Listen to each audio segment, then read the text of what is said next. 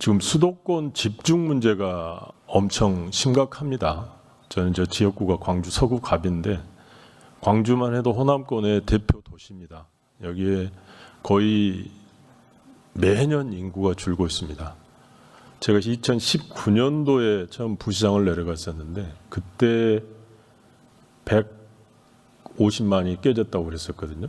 지금은 140만이 깨졌습니다.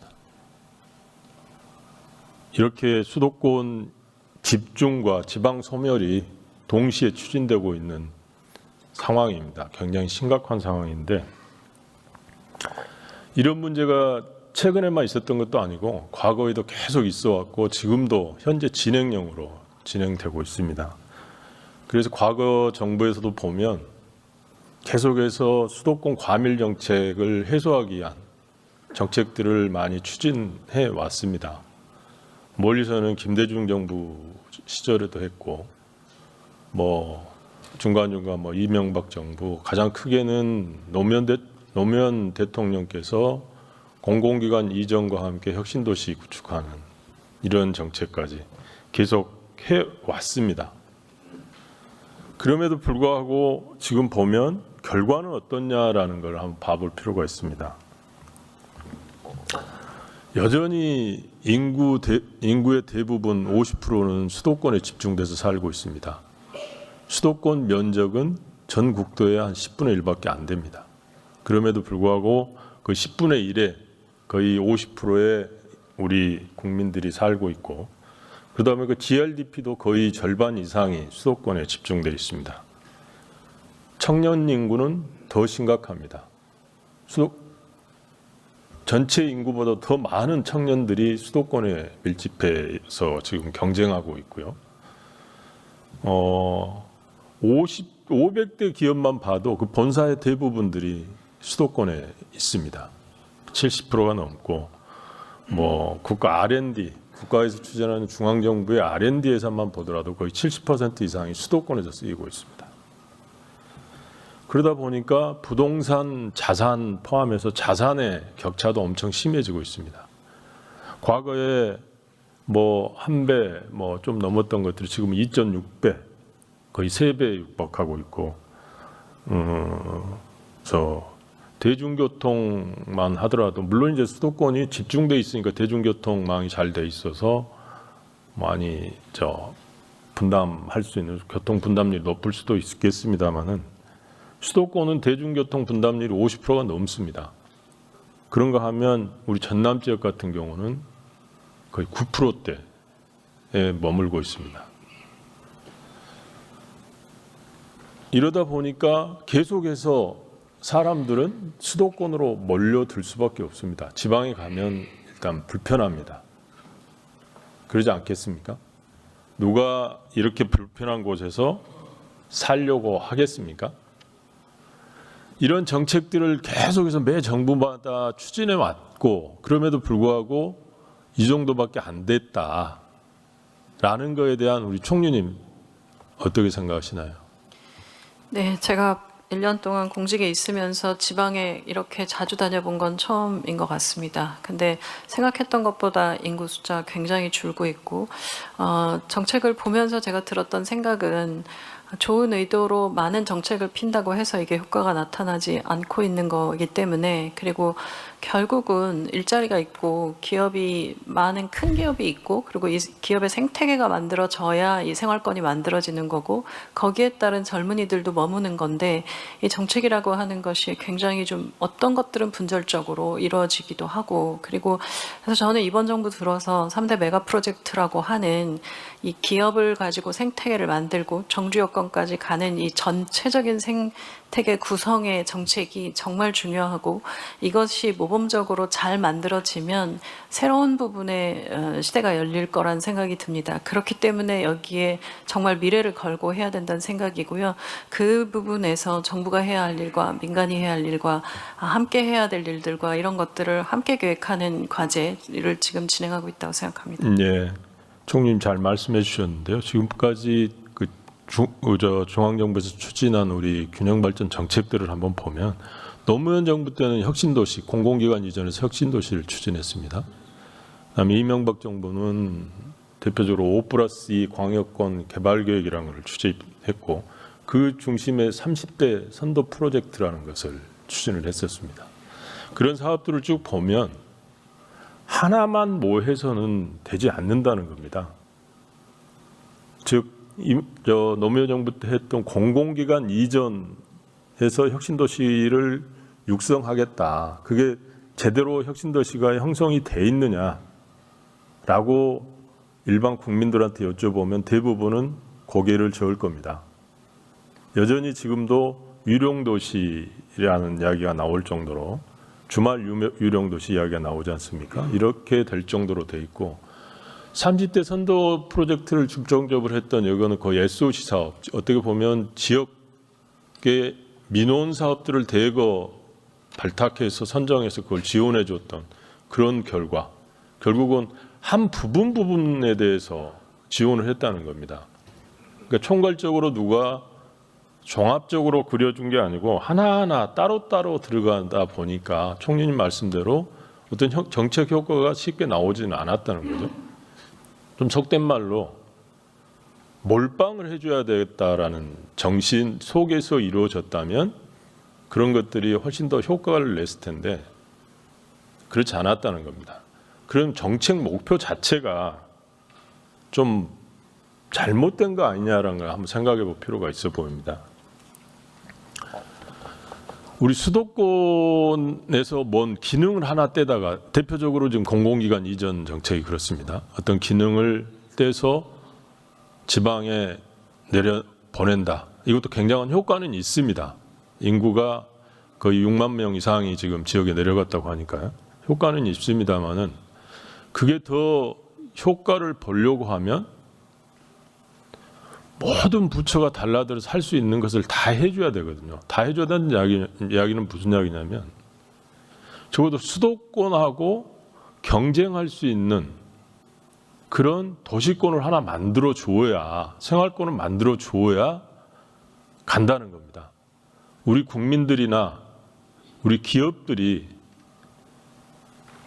우리 현행 자유민주주의체에서 강제로 저희가 이주시키고 내려보낼 수는 없지 않습니까? 그렇다고 보면 비교 기준은 자기가 생활에 이익이 됐을 때 아니면 기업 입장에서 보면 이익이 될 때 내려가려고 하는 판단을 내리지 않겠습니까? 그렇게 되려면 적어도 수도권에 살았을 때보다는 훨씬 더 아니면 수도권에서 기업을 했을 때보다는 훨씬 더 이익을 얻는다. 아니면 적어도 똔똔이다. 라는 판단이 서야 지역으로 내려갈 수 있다는 겁니다.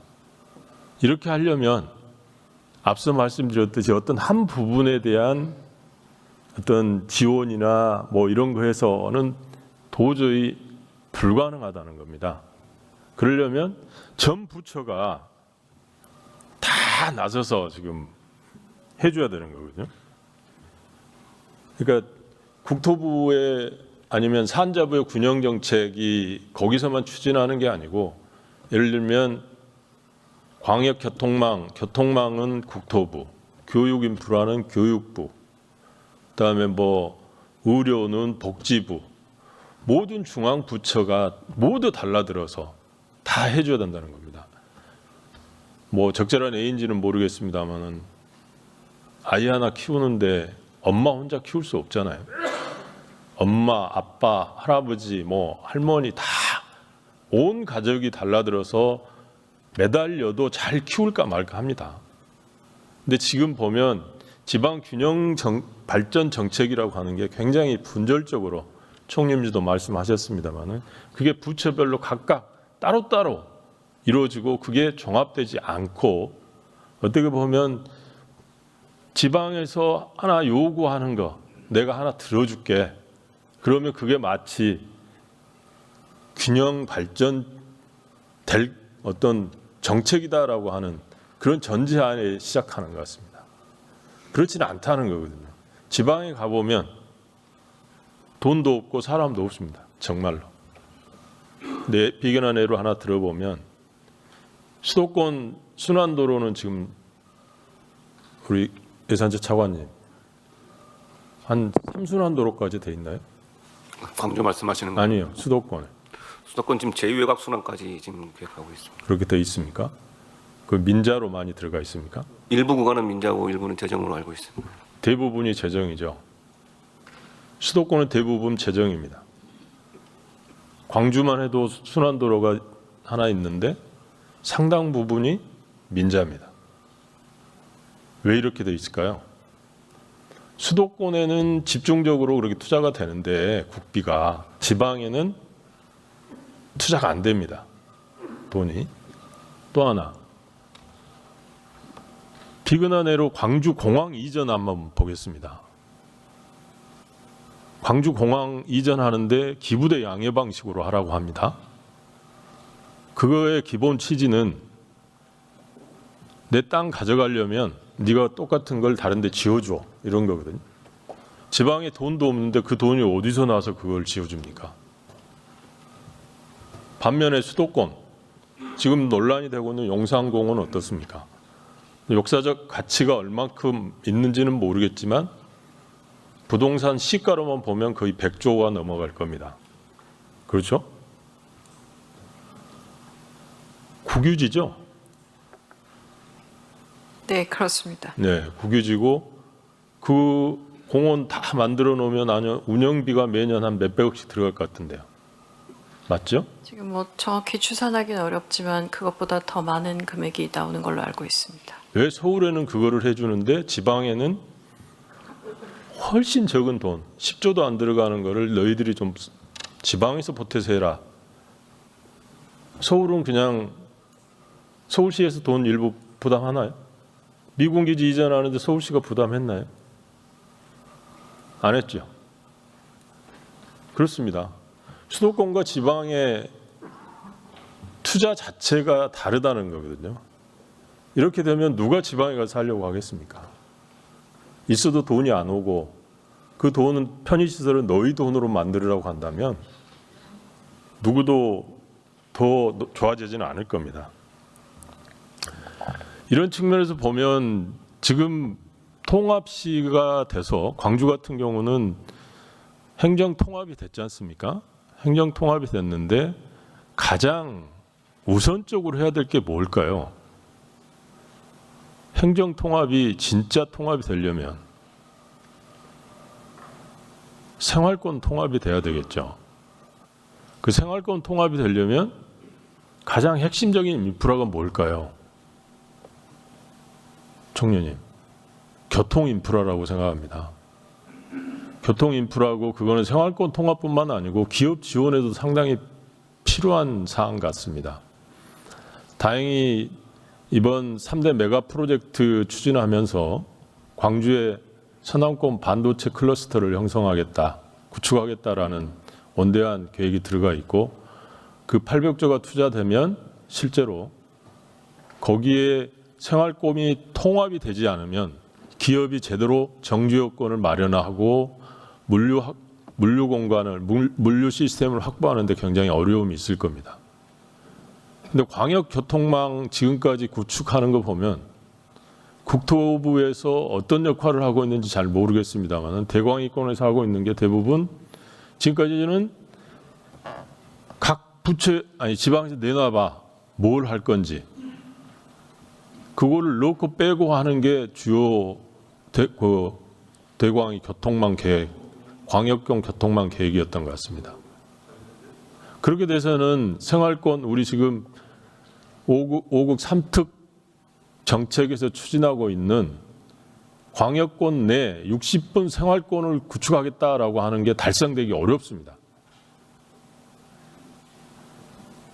대광이가 좀 나서서 종합적으로 지방의 의견과 수렴을 해서 의견 같이 만들어야 60분 생활권 구축이 완벽하게 될 겁니다. 동의하십니까? 네, 그 많은 의원님들이 주택 문제 말씀하실 때도 교통이 같이 설계돼야 된다는 말씀 많이 하시고 지금 산업 관련된 부분에서도 사실 기업들 요구도 빠른 이동과 수송, 물류 이런 부분에 대한 요구들이 있는 거 알고 있습니다. 뭐 교통 부분은 종합적으로 돼야 된다는 전체적인 말씀은 동의가 됩니다. 예. 그다음에 총리실에서 지금 광주특별시 지원위원회 구축하고 있죠.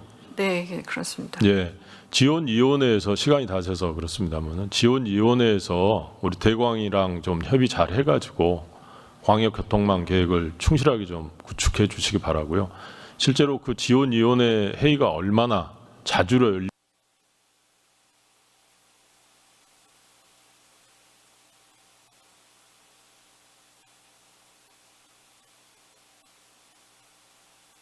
네, 위원님 주신 말씀 잘 살펴보겠습니다.